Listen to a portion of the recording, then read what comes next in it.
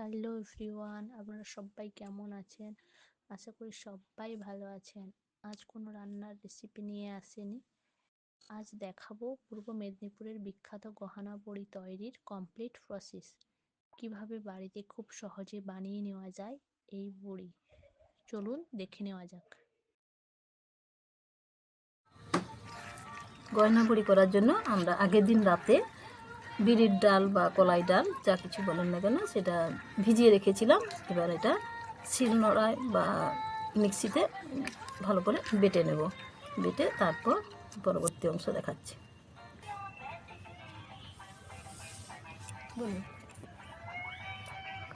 গয়না বড়ি করার জন্য আমরা কয়েকটা থালা নিয়েছি। এই স্টিলের থালা, পিতলের থালা, যা খুশি নিন না কেন।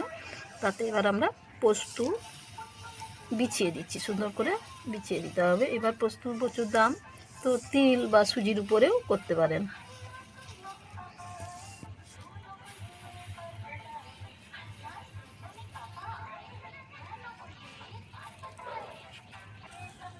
পোস্তটা বিছানো হয়ে গেছে। এবার আমি কলাইটা সুন্দর করে ফেটিয়ে নেব। কলাইটা ফেটানোর সময় একটু নুন মিশিয়ে নেব।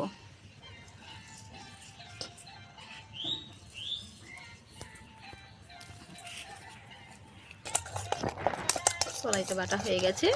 এবার ওটা ফেটছি, কিন্তু একটু জল দেব না, একেবারেই জলবিহীন এটা ফেটতে হবে। খুব সুন্দর করে ফাটতে হবে। ফাটতে ফাটতে এটা খুব হালকা হয়ে যাবে, তখন আমি বড়ি দেওয়াটা শুরু করব।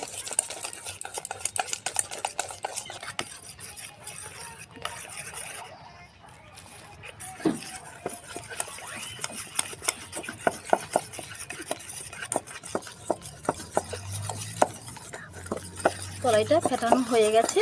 এবার আমি বড়ি দেবো। নকশা বড়িটা দেওয়ার জন্য একটা কাপড় নিয়ে নিয়েছি, আর কাপড়টা একটু ফুটো করা আছে, ওর মধ্যে একটা চোঙ লাগাবো।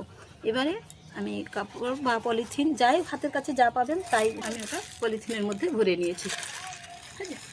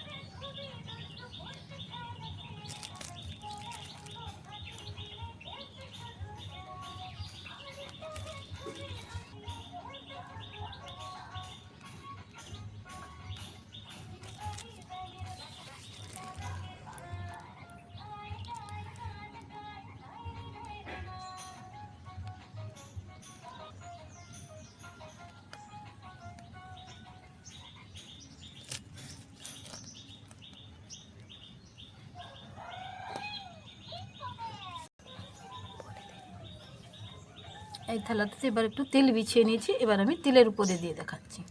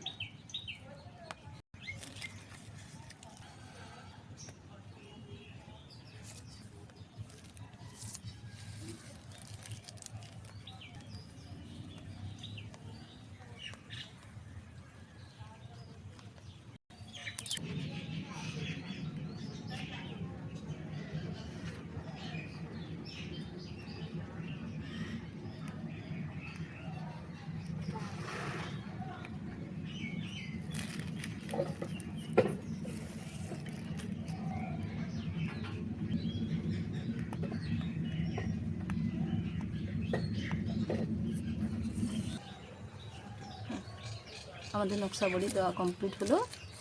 নকশা বড়ি বা গয়না বড়ি এগুলো আমার সব কিছু মন গড়া। আপনারাও মন থেকে যা ডিজাইন মনে করবেন সেটাই করবেন।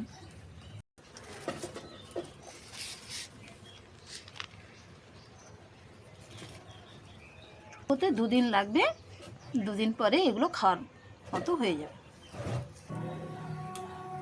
2 দিন পর দেখুন বড়িগুলো খুব সুন্দর শুকনো হয়ে গেছে।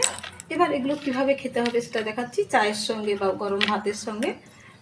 কড়াইতে ভাতের সঙ্গে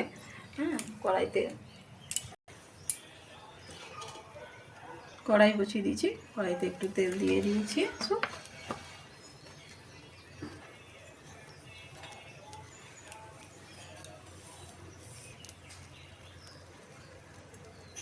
তেলটা গরম হয়ে গেছে, এবার আমি একটু গ্যাসটা কমিয়ে দেবো। এবার বড়িগুলো সামনের দিকটা আগে দেব।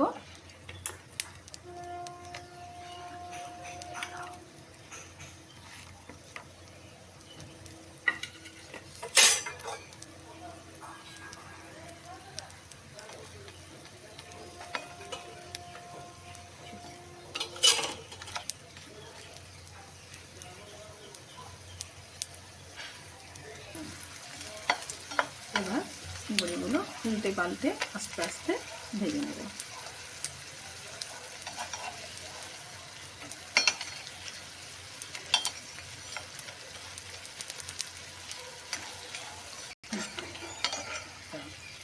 বড়িগুলো হয়ে গেছে, দেখুন খুব সুন্দর লাল হয়ে গেছে।